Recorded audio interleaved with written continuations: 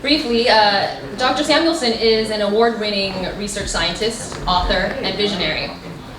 He devotes his career and knowledge to the advancement of promising technologies addressing the major health issues facing us today. He works as an independent science consultant to a variety of companies in the health science industry, and some of his successes include developing the large-scale production of safe, stable nanoparticle structures capable of disabling viruses, attacking bacteria, detecting tumors, and delivering drugs, among many other major applications. And he has also identified methods to produce safe and stable molecular complexes capable of stimulating the body's own natural healing responses, thereby impacting a wide variety of health issues. And this is also known as Redox signaling. So welcome, Dr. Samuelson.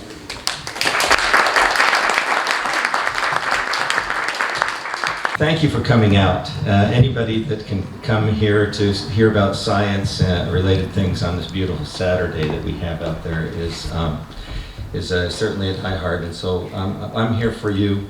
I'm grateful that you're here. I'm glad that you're spending time with us. Some of people have come from as far as Australia. I think that's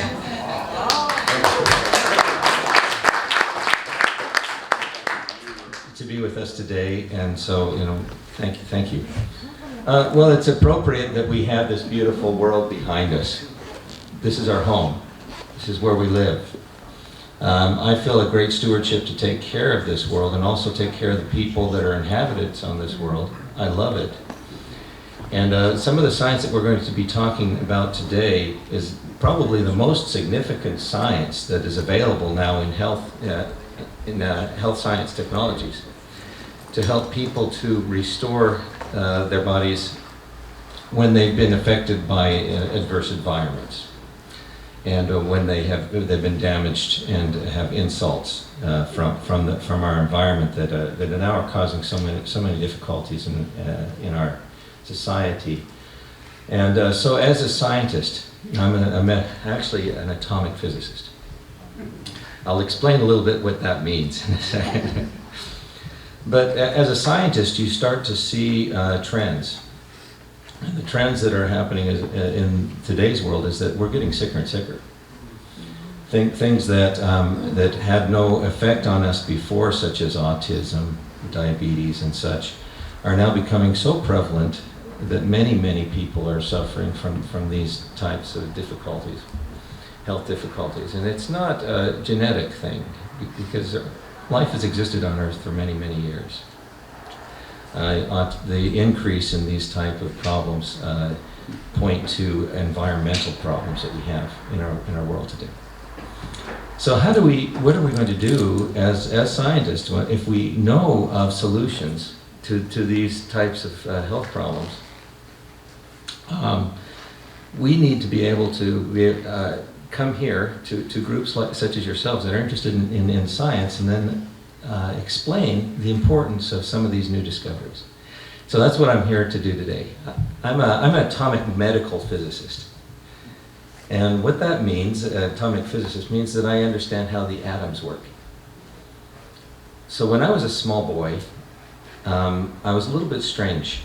I would go out into the fields and I'd cut a little piece of grass off, or my backyard, and I'd cut grass off and watch it regrow over time. And was just amazed by how life can regenerate itself. The regenerative power of life was incredible. I said, how does that work? And I thought that we knew. So I went to the literature. My dad also has a PhD in physics. And so I'd go to my dad and he'd explain to me some of the physical principles, of how life works. But what I started to understand is that there's principles involved that involve cells. Okay, I'll be talking very much about cells today. So as we're going through this presentation, I would like to be able to focus in the cells that compose our body. We're looking at cellular biology, at the cellular processes inside of our cells that actually affect what makes us live, what makes us regenerate, what makes us heal when we have damaged cells. Now our body is consistent of about 50 to 100 trillion cells. That means that I, in just the point of my finger, have 1 billion cells. And all of these cells then have a very specific function inside the body. And need to be able to communicate with one with another. So as I started to study the cells, I realized that probably the most interesting thing is what happens inside the cells is the molecular interactions. There's these tiny little molecular machines inside of our cells that are interacting all the time. And atoms make up molecules, and fields, electric fields that are from protons and electrons, etc., they make up the molecules, the atoms that make up molecules. So I thought, well, if I can understand the atom, maybe I can start my investigation into how life works. Does that make sense? So I became an atomic physicist, and I went through 10 years of schooling, graduate school, got my PhD in atomic physics, and went into areas of nanotechnology, because I thought that in nanotechnology we have small units or small particles that can interact with these molecules. And so we can make changes through that. And as you start to understand the network of atoms and molecules in your body, the workings of the cell, you start to understand that they're very complex. And all of the biochemistry that takes place in our cell takes place in a saltwater bath. So if one molecule wants to talk to another molecule in this bath, they have to be able to send messages back and forth. All this molecular machinery has to interact by altering the redox potential of the salt water in which it resides. And by altering these potentials, they're able to send signals in between the molecules as to what their state is. And then redox signaling then is actually the signaling process that mediates all of this intermolecular communication between these molecules and molecular machinery inside of our cells. So when I started to realize what that is, you look into, well, how oxidation and reduction inside cells can actually affect the environment. So the cell is able to naturally produce the energy that it needs from sugars and fats and ketones and other such things through the mitochondrial respiration. The mitochondria is this kind of wrinkly little thing inside the cell. These redox signaling molecules are created. And then they are used in ways that we'll discuss to be able to give messages as to what the status of the cell is. Is the cell healthy? Has it become damaged, etc.? And so this is a very interesting process. This communication process, I just wanted to touch on it a little bit. All of the tissues in the trillions of cells in our body need to be able to communicate in order to orchestrate all of the functions that happen between them. And these interconnected tissues then, of course, communicate through interconnections between cells. I love this picture up here. Can you see the cells? And they have these little communication wires between them. That's actually, what you're looking there are oxidants inside the cell. And oxidants actually create communication channels or follow communication channels inside all of the living tissues. So you have a network inside all of the tissues that are helping the cells to communicate and to coordinate their activities. And all of these interconnected cells then are, of course, interconnected because the molecular machines, the machineries inside the cells, are also connected. And they're, I guess, as mentioned, are connected through the saltwater medium. So the most fundamental signaling system inside the body actually is how the saltwater medium interacts with the biological molecules. And we'll talk a little bit about this. Before I do, let me just express a little bit how important communication is. I mean, how many of you are married for more than 10 years? Okay. If you've been married or you've interacted with anyone for a little while, you start to realize that communication is absolutely key in being able to orchestrate any type of meaningful relationship. If you've been in workplace, of course, communication is absolutely essential. It's interesting when we look at cellular cultures. Here's a Google Maps, I think this is San Francisco. Overview of the houses on streets, and all of the supplies are brought in through the trucks and such that travel the streets. And the houses and factories produce the type of materials and supplies that are needed by all the members of the community. This is very much like our community of cells. Our community of cells has very much the same type of algorithm that needs to be satisfied. They need to talk to each other. Imagine what would happen in our communities if we were to shut down all the cell phones, shut down all mail, tell you couldn't even talk to your neighbor. What would happen if there was an earthquake and all communications were cut off? Maybe you couldn't even see each other because everything was dark. What kind of things do you think would happen inside of our communities? Suppose I was able to wave a wand and then all of a sudden turn on the cell phones again. Would the actions or would our activities be different? Yeah, and so you can start to see exactly how important communication is, especially when there are disasters.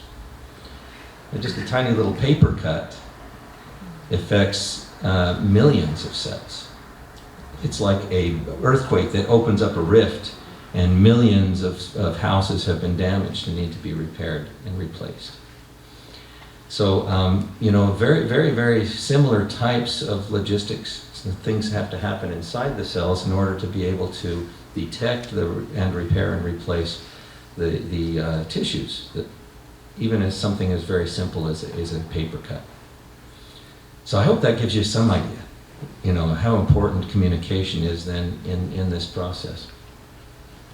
Here's another one. I love this slide because all of these communities and the houses and communities look very much like cellular communities. The streets are blood vessels, and they have all sorts of different structures. Those green things, by the way, that's neuronal material. This is skin. These are skin cells. Neuronal material are carrying electrical messages. We're also familiar with hormones that carry chemical messages. And so these things are connected very, very, very much through these different messaging systems. And here you can see the streets, which represent the supply chains, which are the blood vessels. And you can also see a sewer system. And the sewer system in the cells are these green things. They're the lymphatic vessels. And they carry away all of the garbage that is produced by the cells. But I like this slide too, because if you look up here, you can see that those red things are actually reactive oxygen species that are lining the veins. And as you probably know, all of the capillaries and veins inside our body, or you might not know this, form a communication system also, a redox signaling communication system. They produce oxidants. And this helps the body to detect damage. When you have damage like a cut, the reactive oxygen species or the oxidants start to become out of control. They start to accumulate. And then that also causes certain responses to happen. And so these communication channels, or the blood vessels, actually form a secondary communication system inside of our body. So we have our nervous system. I can do this because of my nervous system. It's sending signals to my arm, So that's also a signaling process. But the cardiovascular system and all of our veins also have endothelial cells that carry these messages inside our veins. So here are some of the other. I like to come up with a little bit some allegories or some examples that might help people understand how important these systems are inside of us. One of them is that how do we construct a cell? Very simple to understand how we construct a cell. Well, how do we construct a building? You know, first of all, we need the plans. We need to know how the building is made. That's in our DNA, right? We need to have the materials and supplies. That comes from the micronutrients and macronutrients that we ingest. Fascinating thing, by the way, you know, we might talk a little bit about how important the macronutrients and micronutrients are in their diet today, in minerals. But without these things, structures can't be built. If you don't have wood, for example, you can't build a house that well. You might be able to build that out of other materials, but you know, if you don't have the plumbing supplies, problems. So the same thing is with these micronutrients and macronutrients. Did you know that almost all the materials that we use in everyday life are constructed inside the cell? Think about it. Almost anything that burns has been constructed inside the cell. It oxidizes and burns. Is it because it is? Plastics, they were once inside cells of dinosaurs. You know, the clothing that we wear, the wood that we use to build our houses, you know, almost anything except for the minerals we pull out of the ground have been fabricated inside cells. So little machines actually do incredible things. And they make also these things through the energy they receive from mitochondria, you know, that we explained before. But what are these guys? What is their role? They're the guys that read the DNA blueprints, and then they pass the messages to the workers. They're the messengers. Some of the most basic messengers, as we mentioned, were redox signaling messengers inside of the salt water in our cells. These redox signaling messengers then take the current state of the cell, or the messages that are generated by the DNA and RNA and other processes, and they transmit that to the workers, and then the workers are able to take the materials and build the cell. So in order to have your health, what do you need? You need nutrition, you need hydration, you need exercise. These cells need to move and work, and you need sleep, and then respiration.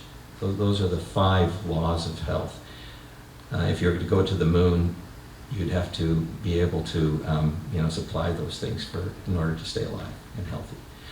So you know, those are the type of things that the cells need. Our cells are machines. They need these supplies. A machine like a car engine, for example, needs gas, oil, transmission fluid, and other type of things in different parts in order to be able to work. Now, we don't need to know exactly how an engine works. Some of us here might know how one's worked.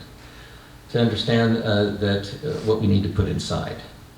Our cells also need different things. They need sugars and oxygen, proteins, amino acids, micronutrients, carotenoids, flavonoids, different types of minerals. You can imagine that you know, you can run a car without oil for a while, but it's certainly going to go downhill. And if we deprive ourselves of any of the essential nutrients, our health then gradually will suffer. Oxygen is one of those things. It's a primary ingredient in respiration. So I'm going to, since I'm an atomic physicist, I get to talk a little bit about the atom, the oxygen atom. And I hope this is interesting to you because all of the redox signaling processes that we're talking about are based on the physics of this atom. Inside the oxygen atom, there are unpaired electrons. These are electrons that do not have a pair, and they're more likely to react. They're called free radicals. You know, we thought that oxidants and free radicals are bad for us, but is oxygen bad for us? Think about that for a minute. You know, And there are other oxidants that are created also through the processes of our mitochondrial respiration. And these oxidants are superoxides, hydrogen peroxide, hypochlorites. They're called collectively the reactive oxygen species. And they are the redox signaling molecules that we're talking about today in this presentation. They're produced by the mitochondria inside the cell, and they have a specific messaging role. They're also inside the cell produce these wonderful antioxidants. How many of you are familiar with antioxidants? For a molecular physicist or a chemist, this is what glutathione peroxidase looks like. Glutathione peroxidase is the master antioxidant that's produced inside your cells. It can eliminate some 70 million oxidants per second. It's very, very handy. The antioxidants that you might want to eat inside your vegetables and fruits, they're not as effective as these master antioxidants. They're superoxide dismutase and catalase and others that are produced internally. Because they need to be ingested, they may make it into the blood, and they may help to reduce oxidation in the blood. But the real work is done inside all of our trillions of cells with glutathione. And so, we used to think that these antioxidants were the heroes, and that the oxidants were terrible, but what we're starting to realize is that they both exist inside of our cells in homeostatic balance, which means that they're produced by the mitochondria and the enzymes inside of our cells. And they're eliminated by the antioxidants at about the same rate. So you always have a certain amount of oxidants inside your system. Now, scientists have thought before that these antioxidants were the heroes in the inside the healthy cell. There is this homeostatic balance but the antioxidants were the heroes and the oxidants were the villains that robbed the electrons and crushed the cell. Well, that can be true. The oxidants certainly can cause damage, and they will cause damage if they get out of control. If they get out of control, then the oxidants will start to accumulate. This is a state called oxidative stress. It happens when the cell becomes damaged to the point where these normal balances, homeostatic balances, have been disturbed. So when the balances have been disturbed, it starts to give off a signal. And this is oxidative stress signal is not bad, because a damaged cell has to be able to either repair itself or kill itself. It's like a fire, a fire alarm. In a house, if you were to have oxidants and free radicals in the smoke that is produced in the fire, fire is essential, right? We need it to create energy. The same thing. These oxidants are needed to create energy inside of our cells. They're byproducts. Now the antioxidants gets rid of them. Normally they're in perfect balance. When something goes wrong, just like a fire inside of our house, the smoke starts to accumulate. This is an indication that something's gone wrong inside the cell. It could be anything. It could be a bacterial invasion. It could be physical damage. It could be an environmental toxin. It could be almost anything that has accosted or insulted the cell, and it creates this oxidative stress type of a condition. And the oxidative stress condition then actually does some very interesting things inside the cell. It creates complexes, NADPH complexes that run inside the nucleus and NF-kappa B and such. They're messengers. They run inside the nucleus and say, something's wrong here. It shuts down cellular division, it shuts down most of the processes, and then says, we need to find out what is wrong, so it goes into repair mode. So there are genetic switches that actually you can set off with these reactive oxygen species that put the cell into repair mode. I have an example of a process in which this repair process does not take place. The redox signaling messages in a cell that does not have mitochondria, or the mitochondria are deficient. And almost 99% of cancer cells, for example, the mitochondria have been compromised and they are no longer producing these redox signaling molecules. It cannot detect the damage. It can't send out the help signals, it can't send out the cytokines and the inflammatory processes and such that are normal to excite the immune system to come in and take care of the problem, or for the cell to kill itself. So a cell that does not have redox signaling processes in place and is not able to detect damage, is not able to repair or kill itself, can actually divide into 2 damaged cells, and divide into 4, 6, 8, etc. And this damage, or the propagation of this damage, is actually now the current theory of aging. Why do we age? Because accumulated damage that has not been able to be repaired is able to propagate throughout our system, very slowly. But it happens. So how do we reduce the process of aging? How do we stop it? How do we deal with it?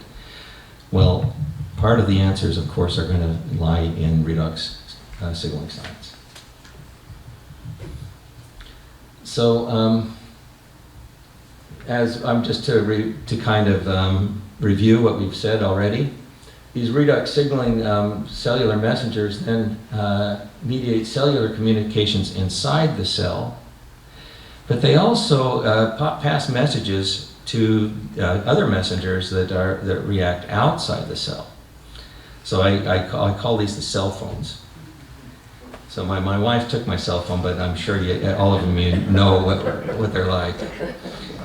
A cell phone, you have to call a tower. It's maybe good for a mile or 2, but you have to relay your message to a tower. Then the tower will interpret your message and then send it where it needs to go. Cellular processes are about the same. These cell phones can be compared to redox signaling messages. They're very short term. They only interact inside the cell and maybe a little bit outside the cell. But they do flip the switches that send the messages to other parts of the cell. So I call them cell phones that are able to relay these messages, both chemical messages that go through mailboxes or receptors in the cell, or these redox signaling messengers, the redox states that are transmitted between cells, and that allows then the neighboring cells to understand that some damage has been done to one of their neighbors. Now the neighboring cells also start to participate in the repair and replace process. Inflammation starts to take place. Other processes that protect the cell against what possible damage that has taken place, and to the point where they've been able to repair themselves, and then by normal processes do that. So, in review, are oxidants bad? No. Excess. Are oxidants bad? No, Not necessarily. not necessarily. Are antioxidants bad? You might want to think about that one for a little bit.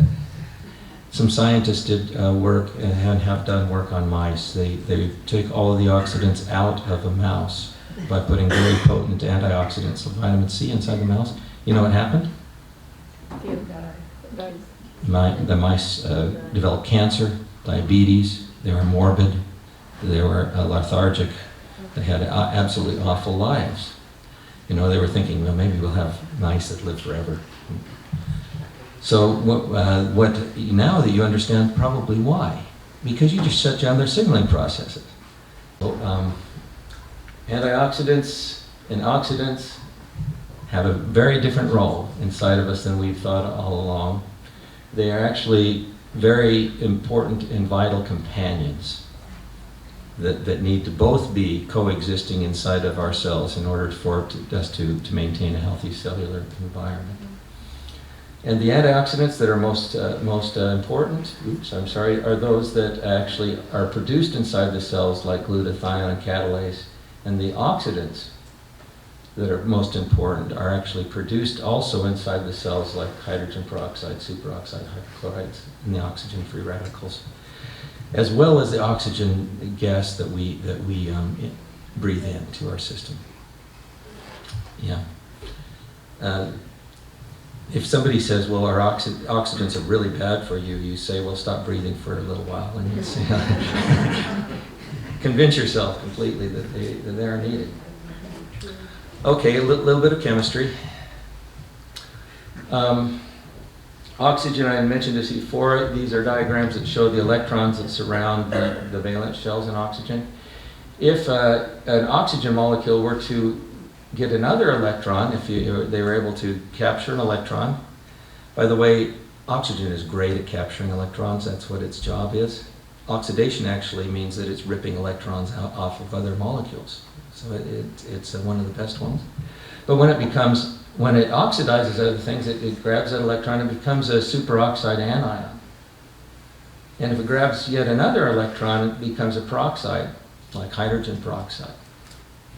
And as it keeps on grabbing electrons, it actually changes its chemical characteristics. So now, instead of oxygen just having one role inside of our body, we see that the progression of oxygen, as it is reduced, as it receives electrons, changes. And then as it oxidizes, it also changes back the other way. Plants have learned through photosynthesis to take oxygen in water, which is a very reduced form, oxidize it into oxygen that's in the air, and that produces the atmosphere that we have, that we breathe now. So we're talking about some very, very fundamental processes in nature. These processes have existed in life as long as there has been a life that has used oxygen on Earth. So it's extremely fundamental. Do you see why I'm so excited about this field? We're talking about these processes, that I saw in the regeneration of tissue and the regeneration of plants and other such things. We're actually starting to understand why and how tissue can detect and damage and replace and repair damage. Did you know that redox signaling is the primary role or reason that plants can heal? When plants are damaged, you can actually see the oxidation build up inside the damaged cells, and that turns on the genes that will actually regenerate and repair the plant. Higher organisms have a little bit more sophisticated methods. But we were able to also study these types of redox signaling molecules because we can produce them inside the laboratory. They're produced from salt and water. And through reduction and oxidation, electrocatalytic process, we can make a perfectly balanced and biocompatible combination of this reactive oxygen species. By biocompatible, I mean that if we put it into tissues, it does not cause a toxic response. In fact, it causes no response whatsoever for healthy, normal cells. And we have now 23 years of studies, and I'll go through some of these that show the biocompatibility of this combination of molecules. There's more than 15 different types of molecules that can be produced just by oxidizing and reducing salt water. Let me show you a little bit about what the types of things these oxidants do inside us. And besides helping detect damage, I'm going to show you a little bit, a peek behind the curtain, if you will, of how these oxidants actually start to activate cellular processes inside of our body. Here's hydrogen peroxide. This is thyroidoxin. It's one of the signaling molecules inside of our body. It controls how fast our metabolism goes. Okay. So thyroidoxin, when it comes in contact with hydrogen peroxide, changes its conformal structure. It changes its shape. You need an oxidant in order to break the chemical bonds in order to be able for these proteins in these micro machines to change their shape. And then there's thiodoxin reductase that's able to bring it back to its original, and then of course it encounters other oxidants and it changes back. It's like a traffic light, if you want to think of it that way. It regulates the oxidative potential inside the cells.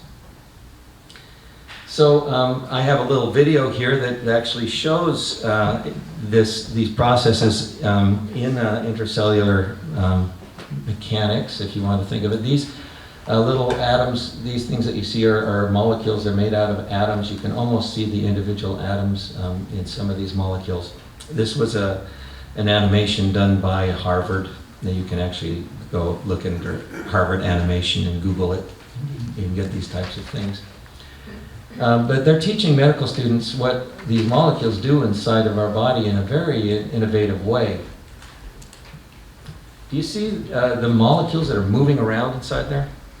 Collapsing, forming bonds, releasing bonds. The formation of bonds mostly happens because of reduction. The electrons change place and are reduced, and then by oxidation it breaks apart the bonds. So as you're looking at this video of the molecular machines inside our cells, here's a microfiber. It self-assembles through reduction processes. And then if the body wishes it to, it will actually disassemble through oxidative processes. There's a microtubule that carries the roads or the communication system for the cell. Here are some manufactured proteins recently manufactured by the DNA that are being carried along these things by these kinesin fellows. They're like the FedEx delivery guys.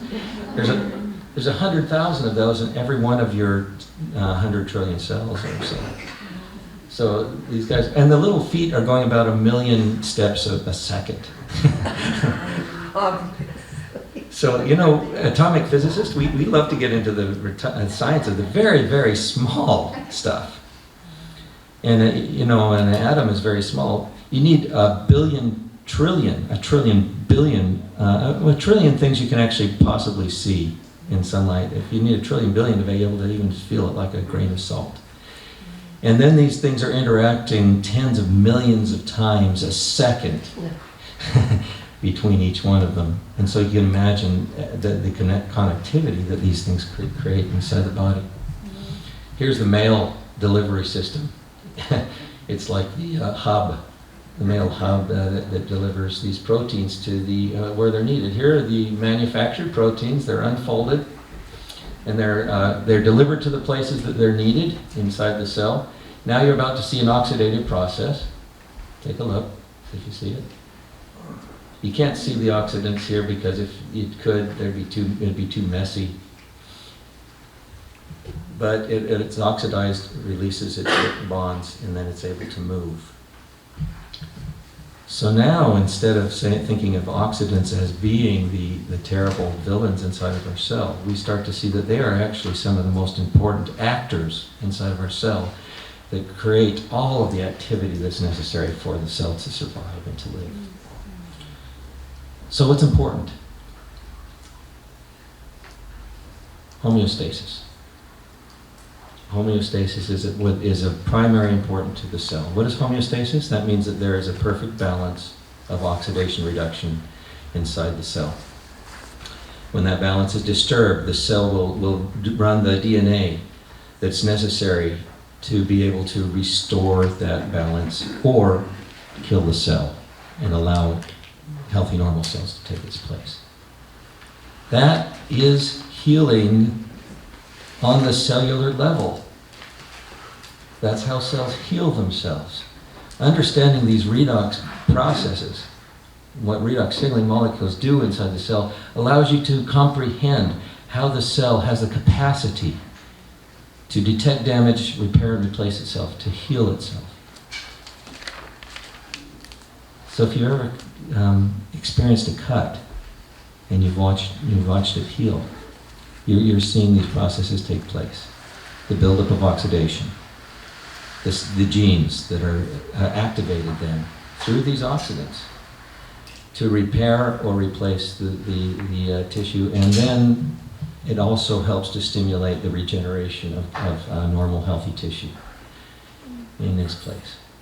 That's how it works. So now you can probably see even more why I'm excited about this field. You don't need to ask me to tell you about it very much. I can sit here and I can talk to you about this all day long. We have other people on the panel, though, that are really going to talk about some of the really important things, consequences of this healing process in the body and of this communication process. So I'll leave it to them to do so, but just to let you know that these oxidants orchestrate the harmonious orchestration of life processes inside of our body. If we do not have them, we do not live. That's why journals, books, conferences, and such have been organized worldwide to study redox signaling and study how these processes in the body work. The immune system itself uses these oxidants, like hydrogen peroxide, superoxides, and hypochlorites, in order to be able, as its primary weapon of choice, to kill bacteria. So if these did not exist inside your body, you wouldn't have the armory to kill bacteria even. And yet, it's biocompatible with the system, meaning that the system knows how to get rid of it. Okay, here are some cells. I'm going to go through this very quickly. Here's some cells under microscope. The ones that are greener have oxidative stress, have more oxidants in them. And so when the cell sees that there is oxidative stress, it will call the immune system into play. It'll kill the bacteria. It will take away the cells that have been damaged, and then retreat. And then through normal cellular regeneration processes, again, cells are restored. So redox signaling even controls the response of the immune system. In many organisms, in your innate immune system, that's how it works. There's also adaptive immune systems. Go through some science now that we see in the literature. Now this is a tadpole. If you cut off its tail, it will regenerate. The reds are high concentrations of redox signaling molecules, of oxidants in there. So that's ROS. And you can see as the tail regenerates, there are very high concentrations of oxidants in there. And then as it finishes its regeneration process, these oxidants dissipate. So the question was, well, are these oxidants actually necessary for the regeneration process to take place? They put in certain types of antioxidants in there, and they found that to put the antioxidants in there, the tail will not regenerate. So you need these reactive oxygen species in order to be able to push the buttons that even regenerate tissue. Wow. We've been able to then take these same reactive oxygen species that are generated inside cells, stabilize them, and put them inside a stable saltwater solution. And they're perfectly balanced in the sense that they cause absolutely no toxic response to the body when it comes in contact with any tissues. One of the things that got me interested, first of all, as I said, it's absolutely impossible. It's something so bioreactive can have absolutely zero toxic response. I stated that, I pounded on the table. I said, you can't do this. I'm not going to give this to my family. I'm not going to try it out. And they said, well, here are the studies. Very good studies run prior to the FDA. They're called preclinical studies that study the toxicity of this. Absolutely no toxic response whatsoever. Not in the eyes and the ears and the histopathologies of the organs. Nowhere did we see a toxic response. And these were in doses that were supposed to be very harmful. In fact, you couldn't get a high enough dose. So you get fluid in the lungs that would kill the animal long before you'd be able to get enough into an animal to actually harm it. So these are completely biocompatible inside the system. Okay, another thing I pounded, I said you can't stabilize these things. They exist for maybe 30 thousandths of a second at most, and then they disappear and they dissipate. But we found that molecular complexes can exist that will hold these free radicals from interaction with the outside environment and stabilized. Wow. So now we can use these as bioactive elements inside of clinical environments or whatever we wanted. So it's very exciting discoveries. If people really knew the significance of this, I'd have to hold this in the stadium. Yeah. Or no, it's extremely important to understand. So in our preclinical trials, we found that it kills all of the microbes in under 30 seconds. There's no effect on beneficial flora of the microbiome. Doesn't kill the good bacteria in the gut. Cell cultures, there was no inflammatory markers stimulated, zero. It was as if we were putting salt water, like the saltwater solution inside the cell cultures. Nothing. The antioxidants efficacies, though, increased by more than 5 times, and that's glutathione peroxidase and superoxide dismutase efficacy. It accelerated the kill rates in cells only in the damaged cells. So it helped the cell to detect only the damaged cells and kill the damaged cells. But the normal healthy cells were fine. Increased sensitivities to some hormones like insulin and something called tumor necrosis factor. And some hormones actually increased the sensitivity to these things. And it reversed cell aging. We had a lot of cells that became senescent or old. They were unresponsive. We put the redox signaling compound in there, and all of a sudden they started to accept stimuli, accept hormones, and then they returned to their normal state. So reverses cell aging. It opens these keep channels also that activates the detoxification, especially in the gut. So a lot of the gut toxins that you experience are expelled through the gut, and you need to have these channels open. And it's also the key to cellular regeneration cycles. So after a while we were saying, well, what in the world is bad with it? I was looking for something that was bad. So we, it can't harm anything, and yet it has so many different methods of helping to stimulate this healing process. So what's the effect of heat redox signaling and supplementation on animals? Okay, there's 20 years of data in mice, rabbits, and dogs. Zero toxicity again in any of the organs. Mice ran 29% longer to exhaustion when they had this versus the placebo, which was salt water. And antioxidants capacities increased. By the way, ASEA is not salt water. The first time I smelled it, I knew that was true. Lipid peroxidation and glutathione oxidation. We actually increased or decreased the oxidation inside the blood, according to these markers. And there were many metabolic markers that were normalized. Here's some of the data from the animals, where it shows very significantly that animals that drink ASEA can run longer. These were mice, so in the lab, the poor technicians, they say, when they were actually trying to collect the mice to do that, said that when the ASEA mice were almost impossible to catch. and so they were thinking of giving it to the cats. Anyway,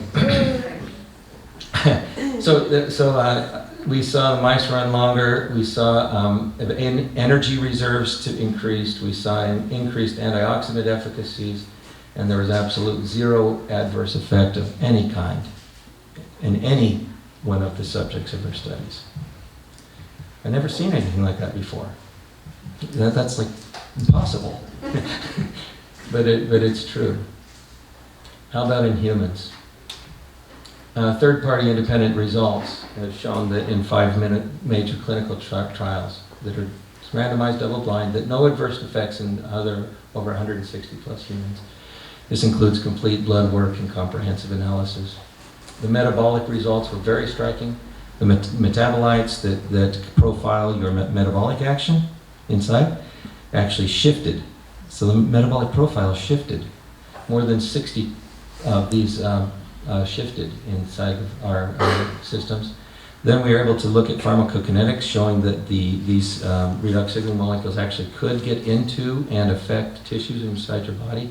That's called pharmacokinetics. They're absorbed and they're active inside us. The people that would take the redox signaling compound had shifts in their metabolic profiles that were very, very marked. It was, no question that it was doing something. And these effects then were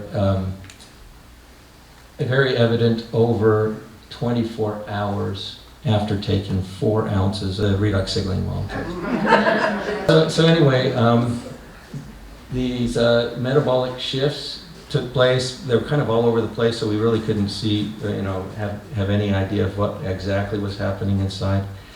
And they would seem to vary by person, but they did take place. It was very similar to the type of metabolic shifts you'd get if you went into the gym and you ran for 3 hours. So current skin research also was done on the skin. We saw reduction in wrinkles and blotches and smoothness and texture, increased elasticity, and the skin shows cellular damage very clearly through these markers, I guess you can call them. And increase in hydration and elasticity, and I thought that was interesting because it doesn't even contain any proteins or anything that would help to repair the skin, but it helps the skin repair itself. And here then are some of the very famous now before and after comparisons. So I'm going to start now getting into body systems. Dr. Hrstovic is here, and Avi is going to be able to explain more on the clinical levels what this actually means to us in our own health systems. But just to kind of go over, I think I'm just going to roll through these, and then you can take over and show them the real good stuff. Redox signaling transmits through the cardiovascular system. We saw a little bit of that. It participates in every aspect of hormonal transmission. So we've seen in the clinical environment, for example, people who have hormonal deficiencies due to, let's say, the thyroid being removed or such, actually restored. And one of the things I say, be careful, because if you're taking insulin, you may want to have your doctor adjust that, because it helps the insulin reception become more effective. And these are clinical results. Also, lung research. Most of the research that we did on cells were the lung endothelial cells, the small lung endothelial cells. And we've seen regeneration of lung tissue, incredible results with lung tissue. And there's over 5 years of studies, which we can't share with anybody, unfortunately.